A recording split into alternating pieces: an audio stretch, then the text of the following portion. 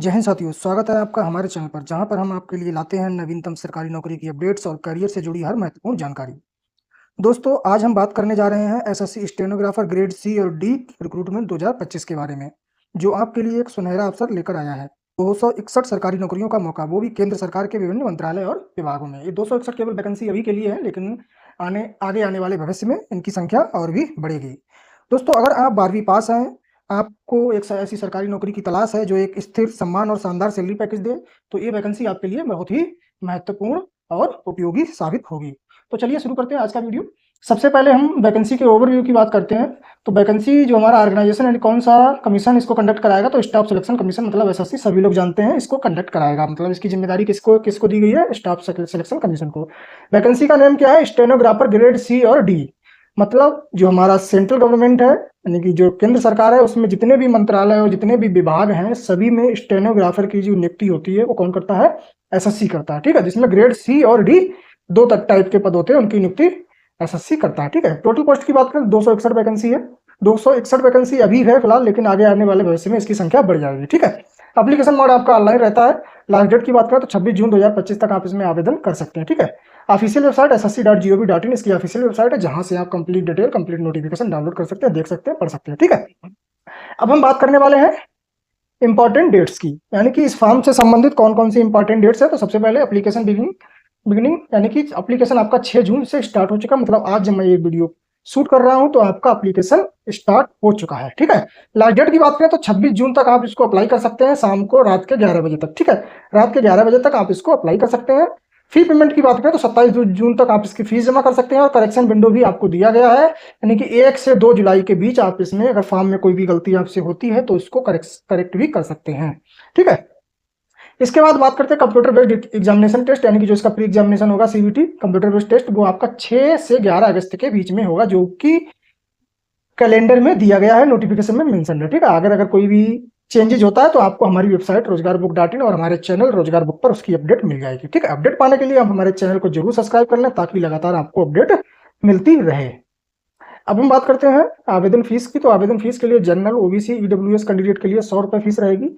बाकी सभी candidate SC ST अन्य कैटेगरीज और फीमेल सभी कैटेगरीज की सभी के लिए कोई भी फीस नहीं है, मतलब जीरो फीस है। इसके बाद हम बात करते हैं करेक्शन चार्जेस की।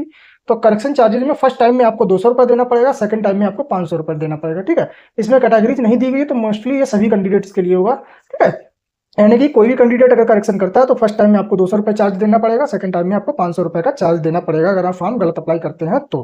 ठीक है, पेमेंट मोड की बात करें यानी फीस आप किस तरह से जमा कर सकते हैं, तो debit card, credit card, net banking और ई चालान के माध्यम से जमा कर सकते हैं। ठीक है, यूपीआई भी इसमें है, यूपीआई यहाँ पे मेंशन करना भूल गया हूँ। ठीक है, तो यहाँ पे यूपीआई भी आप उसको कर सकते हैं, यानी कि ऑनलाइन किसी भी मोड से कर सकते हैं, सिंपल सी बात। टोटल वैकेंसी की बात करें तो अभी फिलहाल टोटल वैकेंसी हमारी 261 है, जैसे कि मैं ऊपर बात कर चुका हूँ।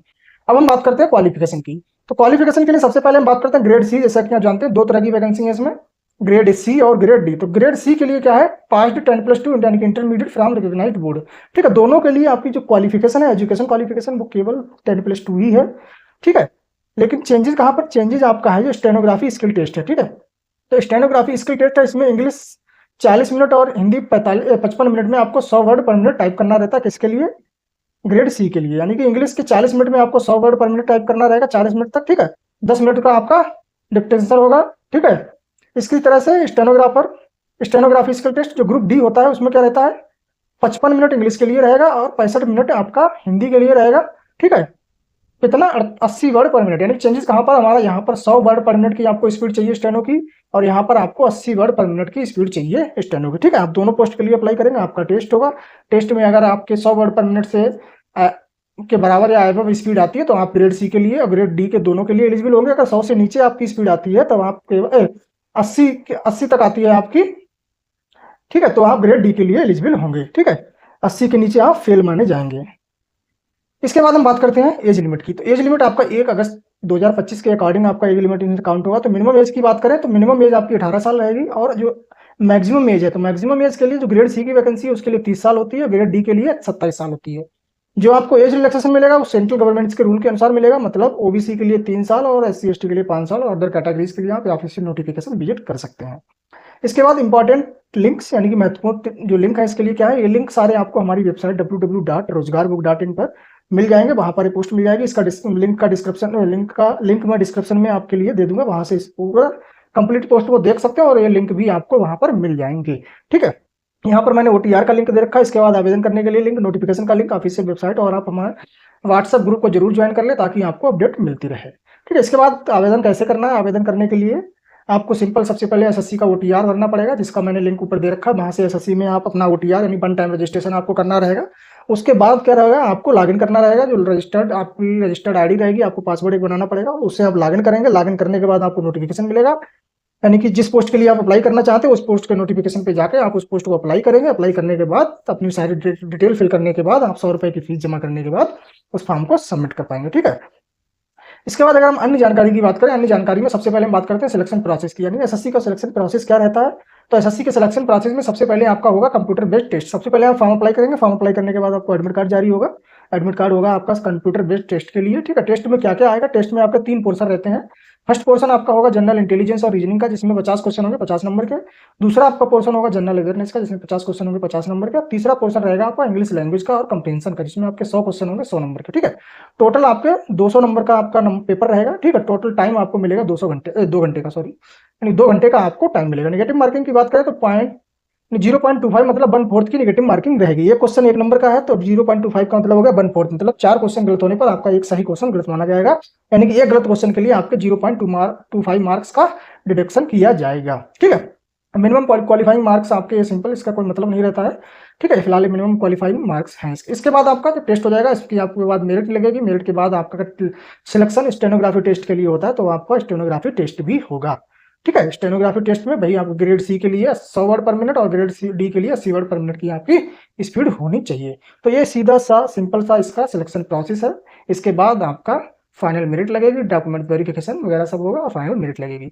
जॉब प्रोफाइल की बात करें तो जॉब प्रोफाइल मतलब सभी मिनिस्ट्री और डिपार्टमेंट जो भी सेंट्रल गवर्नमेंट्स के हैं उसमें जो स्टेनोग्राफर का पद रहता है वो इसकी जॉब प्रोफाइल है। मतलब आप किसी भी अधिकारी के साथ रहेंगे, जैसे अधिकारी किसी मीटिंग में जाता है, कहीं पे कुछ भी बोलता है तो उसको आपको यानी कि स्पीड में लिखने के लिए स्टेनोग्राफी का काम होता है 60 में लिखना। 60 हैंड इसीलिए बोलते हैं, यानी कि जो कोई बोल रहा है उसको हमें सैंपल यानी सैंपल में लिखना है, 60 में लिखना है।